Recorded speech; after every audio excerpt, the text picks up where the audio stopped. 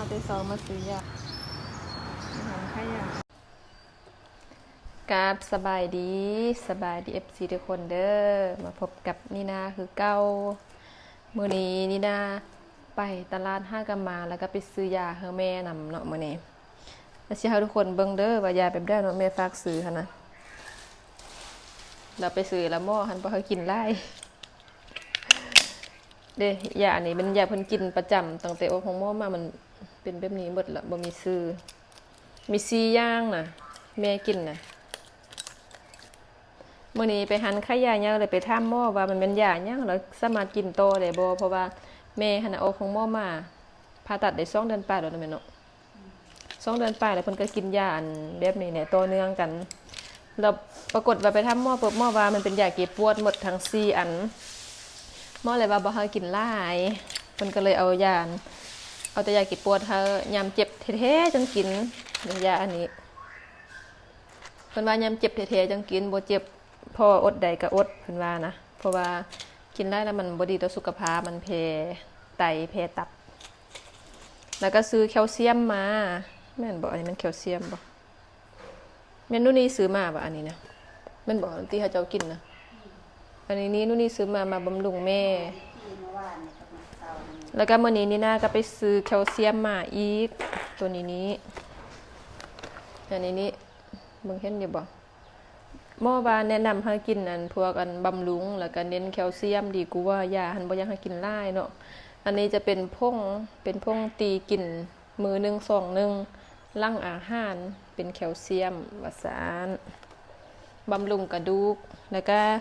ถ้าแม่กินได้ก็จะมีวิตามินซีวิตามินดีเด้ตัวนี้นะซีดีให้เพิ่นกินทุกมื้ออันนี้ก็กินพร้อมมื้ออาหารบำรุงเพิ่นก็จะมีแต่เท่านี้แหละสิให้เพิ่นกินบำรุงแล้วก็พวกอาหารก็ให้เน้นโปรตีนโอ้ยลืมซื้อไข่บ้างไหมกินไข่ต้มให้กินทุกมื้อแล้วกินพวกผักพวกอีหยังต่างๆบำรุงแต่ก็ฮอดปัจจุบันนี้อาการอีแม่ก็ดีขึ้นหลายแล้วติมเนาะวางขึ้นหลายแล้วก็มีแต่เท่านี้แหละยาที่ให้เพิ่นกินนะตัวนี้มันนี่น่ากินเองตัวนี้นะตัวนี้เป็นคอลลาเจนนะจ๊ะ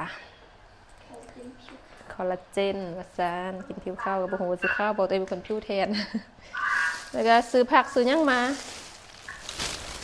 ผักไปตลาดมื้อนี้ฝนตกโลมันเปียกแล้วย่างไปย่างนะว่าสิพากันอันแกงเป็ดกับอันเฮ็ดเลือดแปลงเมื่อวานนี้นี่นาไปซื้อเป็ดที่เขาจะขายเป็นโตสดๆนะซื้อมากิโลนึงเส้นกีบซื้อมาหัน2 โล 6 ขีดถึงอยู่2 เส้น 6เนาะก็ถือว่าโอเคอยู่ซื้อเป็นโตสดๆมาให้แม่กินแม่จะมากินสินเป็ดไล่กลัวเนาะแล้วก็มีอีกเรื่องนึงมื้อนี้นะก็เรื่องอันเกี่ยวกับอันจดหมายพิมพ์จาก Google Adsense นี่แหละบ่ฮู้ว่าแม่นไผเคยเฮ็ดเดประกอบข้อมูลไปแล้วพิมพ์หั่นน่ะจากมือจังสิมาฮอดจุดหมายปลายทางของเฮาเพราะว่านี่นะประกอบไปก็เดือนปลายแล้วเนาะวันที่9เดือน4มื้อนี้ก็เดือน5วันที่ยังแล้วที่10ปลายแล้วยังบ่ฮอดเทื่อไปถามเขาเจ้าก็ยังบ่มีรายชื่อเฮาเทื่อนะรู้สึกท้ออยู่คือกันเนาะบ่ฮู้ว่าทุกคนเฮ็ดหั่นน่ะประมาณใช้เวลาระยะดนปานใดจังสิมาฮอดเนาะเดี๋ยวนี้ก็มีแต่รอท่าอย่างเดียวรอท่าอันพิมพ์มาฮอดแล้วก็สิเอารายได้จาก YouTube มาเนาะเดี๋ยวนี้ก็มีน้อยนึงแต่ก็ยังบ่สามารถถอนออกมาได้เทื่อเพราะว่ารอแต่พิมพ์อย่างเดียวโอเคเดี๋ยวสิพากันไปครัวกินก่อนเนาะกินมันนี้บางแซมเลยลืมบอกเนาะอันแคลเซียมตัวนี้เขาซื้อมาในราคา4 เส้น 10,000 กีบก็คือ640 บาทเนาะเขาซื้อมาก็แพงอยู่เลยแม่ต้องกินให้คุ้มเด้อนี่นะเดี๋ยวสิเจาะเบิ่งทางในก่อนว่ามันเป็นจังได๋เจาะบ่ได้มียังเจาะ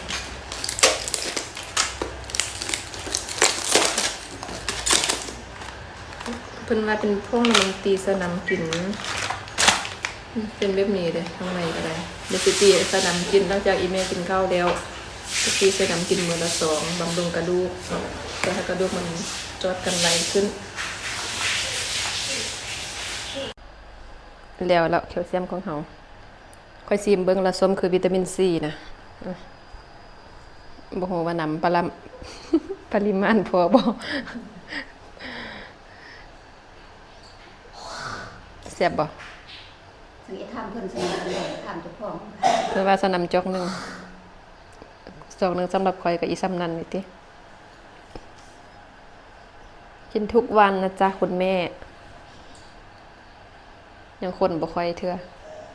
เพิ่นว่าบำรุงกระดูกบ่เด้แคลเซียมนะ เสียปี ออกส้มๆนะ นั่นก็เสีย นู่นนี่สิฮะมันเป็นอันป่าที่บ่อันนี้น่าจะเป็นผลไม้หรือว่าจังได๋บ่ฮู้คือกัน เสียที่ตะข้าวนั่น ป้าตัวนั้น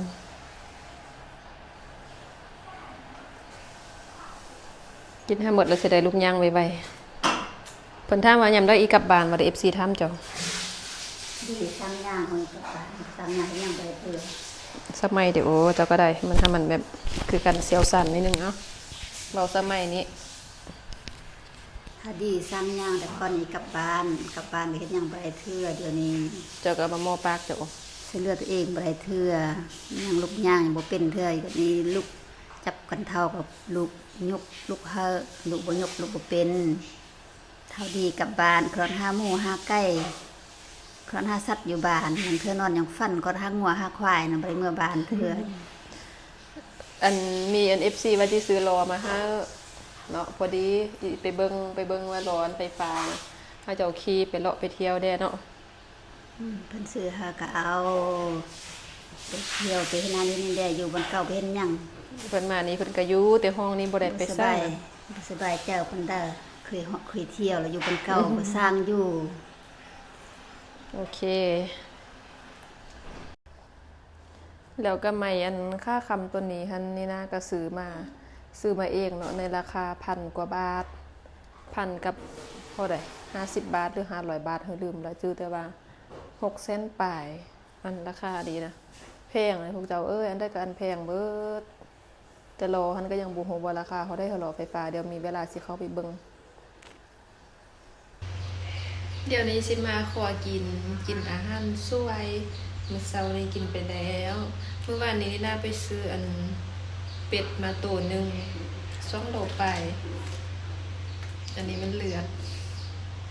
เป็นเลือดแปลงนี่นะเฮ็ดบ่เป็นแต่ว่าถ้าน้องสาวมาเฮ็ดเดี๋ยวนี้น้องสาวกับ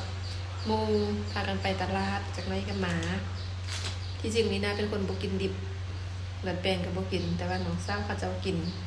ก็ได้ว่าสิเก็บวัตถุดิบไปให้เขาเจ้าแต่ถ้าเขาเจ้ามาเฮ็ดเองเนาะซื้อเป็ดเมื่อวานนี้260,000 กีบ2 โล 6 ขีดโลนึงเส้นกีบเนาะเพราะว่าแม่ว่าเพิ่นจะกินเป็ดก็เลยไปโลซื้อเป็นตัวเขาเจ้าขายสดๆเลยเมื่อก่อนเคยซื้ออยู่ตลาดแต่ว่าตลาดกับบ่ฮู้ว่าเขาเจ้าเอาไว้จักเบอร์แล้วก็เลยไปเลาะซื้อห้าตัวสดๆมาสิเก็บวัตถุดิบเฮ็ดอาหารเพิ่นซอยกันเด้อนี่จ้าเนาะเปลี่ยนเชฟแล้วเปลี่ยนเชฟกระทะเหล็กแล้วผู้ดีเด้อจ้าเพิ่นเชี่ยวชาญเรื่องด้านเฮ็ดเลือดแป้งเนาะถ้าอยากได้สูตรแล้วมาขอน้ำเพิ่นได้เด้อ สูตรเฮ็ดเลือดแป้ง บ่มีสูตรจ้า อันนี้กำลังซอยนั่งเอายังไม่อยู่นี่ เฮ็ดตอนใหญ่พอดีค เอายังใส่ได้เอาซอยใส่แต่แป้งนะ ำก็บ่มีหยังซอยแล้วก็คั่วใส่แต่แป้งนัวเกือบบ่ ก็เข้าใจว่าซอยแล้วครัวมันเอายังเดครัวใส่หั่นน่ะ เอากระทะตั้งเปิดไฟ ไม่ถึงกันที่ซอยเซอร์ให้นะ อ๋อโอเคก็มีอันที่ซอยไส้ปะก็มีเครื่องในมีหนังมีสินนิดนึง อันนี้เป็นเอานั่งกับตับกับไต พอเราบ่เคยสำนีนะ ซอย ฟักผู้ดีแซ่บยำเป็นต้อนรส ซอยไม่กลัว เมื่อเราอยู่ด้วยกันก็จะทะเลาะกันเจ้าก็ตั้งกล่องไว้เลยเอ้ยสิเป็นยังเนาะ จัดให้ สิตอนใหญ่ๆผู้ดีคำสินะ กินคำหนึ่งอิ่มเลยสินะอันไปเลยหมดแล้วเลือดแต่ วิธีปิ้งปลาของเฮาเด้อเนี่ยเด้อจะมีเตาถ่านในจำเป็นในใส่แบบนี้เอาเนาะ น่าจะคิดว่า เดี๋ยวนี้เด็ดผักเนาะบ้านเฮาเอิ้นผักกันกำเด้ออันนี้นะ ผักหอมละผัก มั มัน น ลาบผักกันก แต่บ้านเขาจะเอิ้นผักกันจำเนี่ยนี่นะบางพื้นที่ก็เอิ้นบ่คือกัน ใส่เลือดแป้งจ้า เอาไปใส่ค็อกเทลแซ่บ ใส่อีหยังของเธอบ่รู้จัก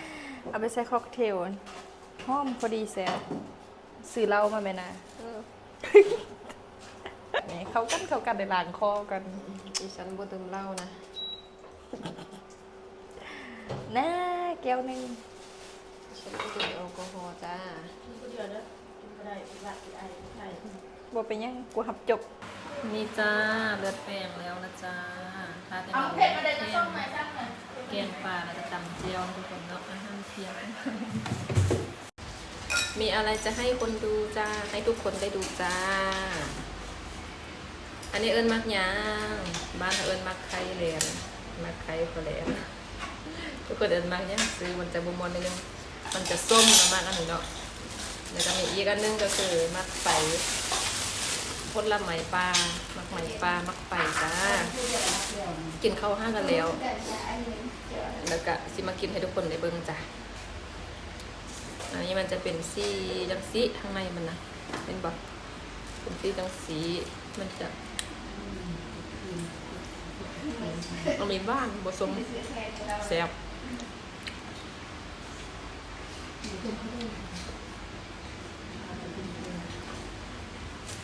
แกมันก็ต้องเอาออกที่กินกันได้มันจะลองมากนี่ให้เบิ่งมากนี่มันส้มนะจ๊ะเปรี้ยวมากมันสาดเขาต้องเอามาลอยน้ำปลาแดกลอยน้ำแจ่ว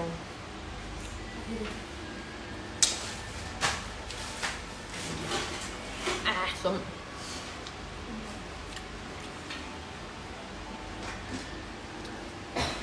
เดี๋ยวสิเฮ็ดอันพริกเจียวน้ำเจียวมากินมาจำกิน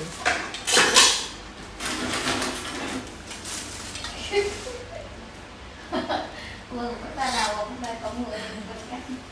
น บ้าเคยกินแดนเอาคอมเมนต์มาเคยกินแดน